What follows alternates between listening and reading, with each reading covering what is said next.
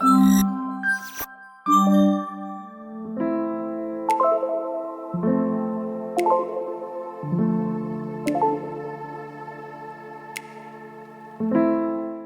good morning, everyone. Welcome back to the third episode of Take Care podcast. You're here with Morten and Sangha. Thank you, Caroline Green. Welcome to Take Care. It's an immense pleasure to have you on board. We've gotten to know each other through Social Care Innovators, and I know that you've got a really interesting story. You have a PhD, you're a journalist, you have a degree in law. Tell us a bit more about yourself and who you are. Yeah, hi. Well, thank you so much for inviting me. It's a real pleasure to be there, and I'm honored that you're interested to hear about my work. So, yes, a little bit about myself. I'm currently a social care researcher. That's what I call myself, based at King's College London. But I have more broadly than social care, I've got an interest in human rights, and I'm really a gerontologist from background. So looking at older age and how to support people growing older. So I bring that together with human rights and social care and long-term care, and that's then my broad research interest. And so going back several years now, I studied law at Edinburgh University, and then decided that I don't want to actually be a solicitor or barrister, and went to do a master's in human rights. And just to really understand human rights from different perspectives, I'm really interested to know more what human rights mean in practice for people, how we can bring human rights alive, specifically in social care settings. And yes, then I suddenly decided that perhaps I want to be a journalist. So I did a course in investigative journalism a few years back in London, and that was really interesting, just to get a different skill set. But then decided that I want to go back into academic research. So after my PhD, I started off at King's College London, and that's where I am now. And I get to do interesting research, but I also get to meet people like yourself and work with organizations like the Institute of Health and Social Care Management, for example. And that's, of course, where we met. So, yeah. Really good. You're someone you do not want to have a beef with. An investigative journalist, knows law, does proper research. I'm going to stay friends with you, Caroline. It's the research I'm mostly focusing on now. Very good. And Caroline, you're co-chairing the Power and Rights Group in the Social Care Innovators Network under IHSCM. Tell us a bit more about the work that you guys are doing. Yes, so the Power and Rights Group is bringing together a range of different people who are interested in equality, diversity, and human rights across social care. We come from all different kinds of backgrounds. So they're researchers, they're care providers, they're people who are drawing on social care, organizations like the Relatives and Residents Association. And together we want to really put our words into practice. That's what we say, to think about what brings human rights alive across social care. What is good practice? How can we challenge the government to do things differently, to do things better, or to do good things they are doing more of?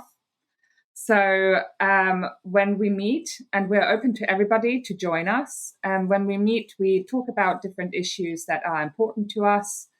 And we will then design little projects that then, 2 or 3 or 4 of us will keep on working on. And that might be, so to give you some examples.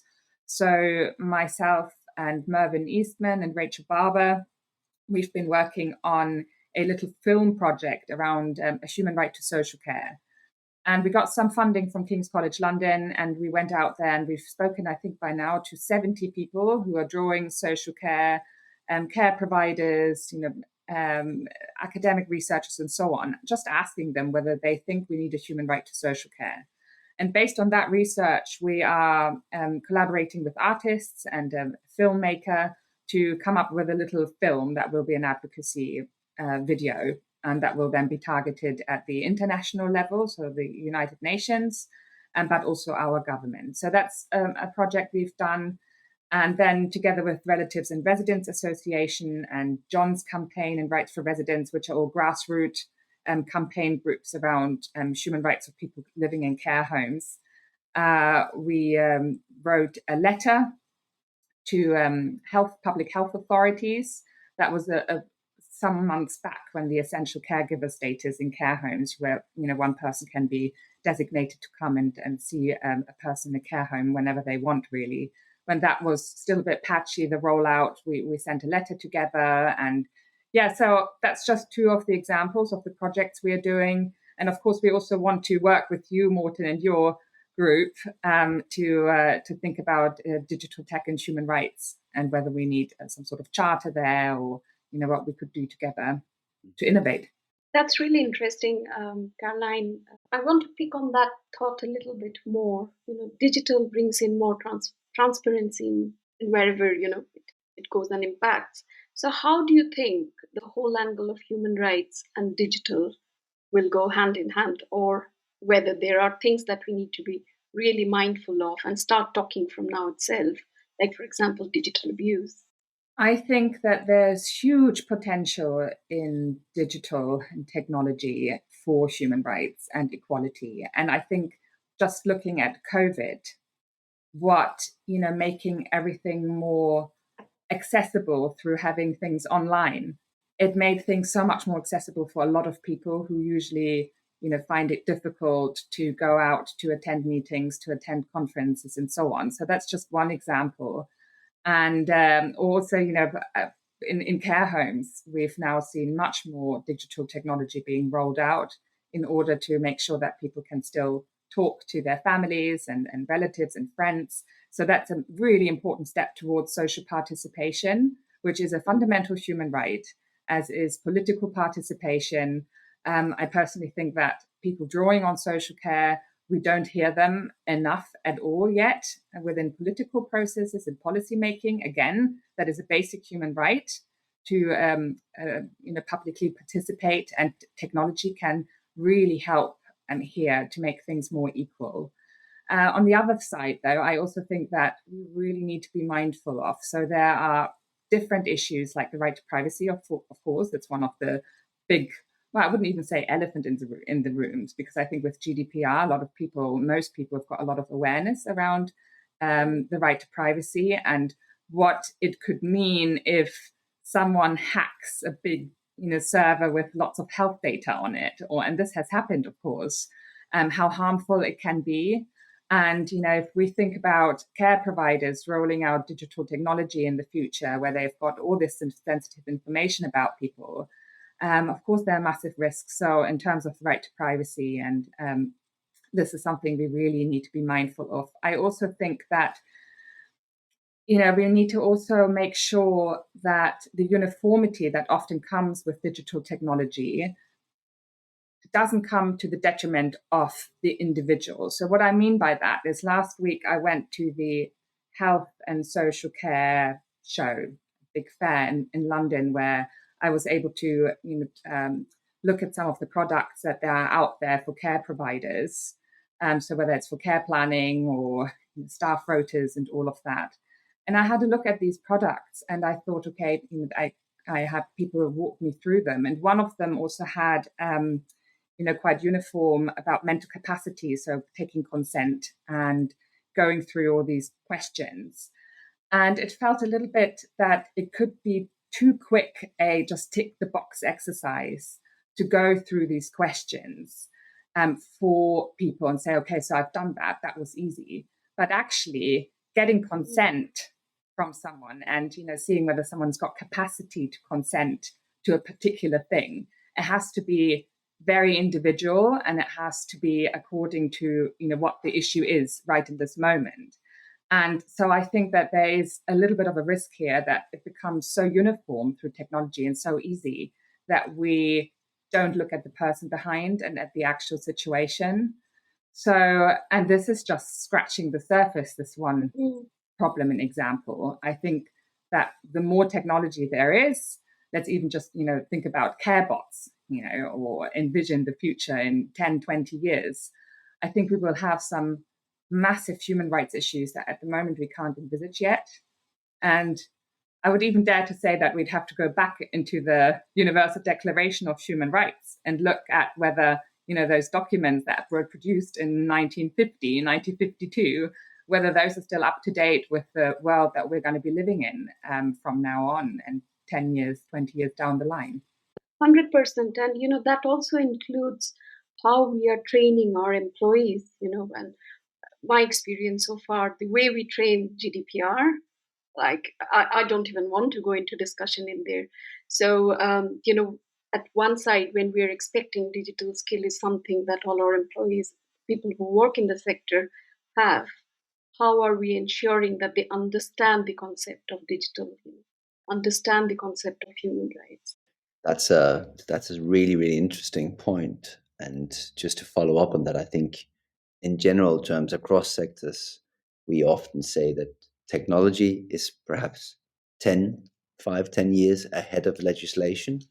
So obviously there are technologies out there that we're currently making use of, perhaps out of a convenience base that we don't know the actual influence of yet.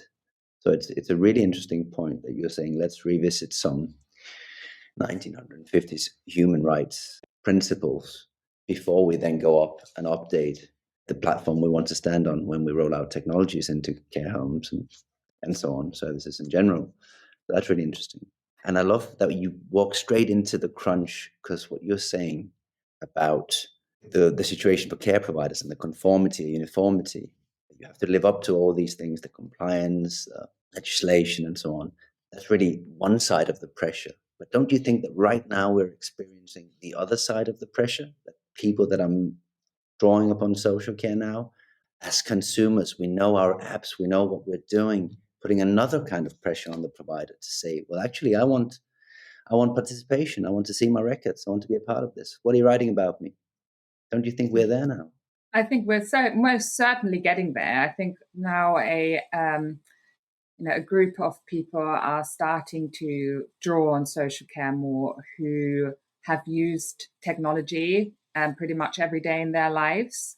And I certainly see it with people now in their 60s, 70s, even a bit older, who are quite happily using their Alexa at home, who look up everything on the internet. They self-diagnose, certainly are much more, well, I wouldn't say that they're more aware. I think that is too swift a statement, but have been given the opportunity to learn about whatever is a big part of their life, more than generations that just didn't have the same access to technology yet. So I think there's certainly a different group of people starting to enter social care as users, and that providers will see a different needs and wishes and preferences there. What I also, what I often feel is because I do work with a lot of providers and I talk to them and I try to understand from their perspective all the different pressures they are under. And I can see with, issues like GDPR and human rights more generally, that I have a feeling that it is a very negative topic for many, something that is, and I completely understand why, because there are organizations like the Care Quality Commission that says, well, we have a human rights approach and, you have to do this and you have to do that. And if you don't do it, then you'll get a bad rating. But I feel that the quite negative connotation of human rights is something that isn't helpful. I think if we could change the narrative and the way of looking at this beautiful framework of a concept, really, of what is spelled out there for us, and see it as something that we can try and, build technology on, really have those principles at heart, and make it something that is, something in our heads that we want to strive towards and so on. I think it will be much more helpful going forward in the future, because it's always going to be there. So we might as well work with it. Technology is no longer nice to have. It's a day-to-day part of our life. So we have to use it very consciously. We have to build in all the tenets very, very, very carefully and build onto that. That's great. This is such an eye-opening session we had with you. It's really interesting. I think I could continue this conversation on and on for many hours. The same here, absolutely. And Caroline, just before we let you go then, what are the success stories that you come across where you think, we're here now with a point of inclusion that you think is sufficient? Are there any things out there where you can say, wow, that's stellar, that's really good? Well, I love how now quite often on Twitter I come across care home residents. I come across people who are drawing on social care and they're being supported, by the people who care or provide the care for them.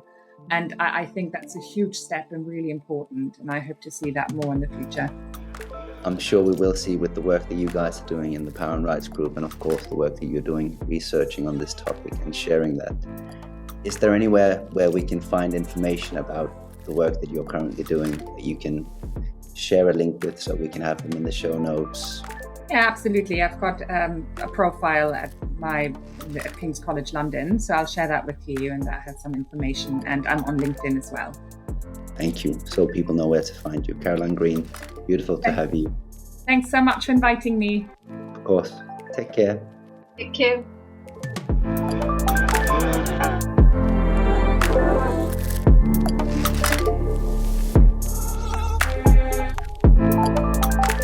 Thank you for listening. Don't forget to subscribe, review, and share your favorite Take Care podcast with your friends and colleagues. Until we meet next week, take care.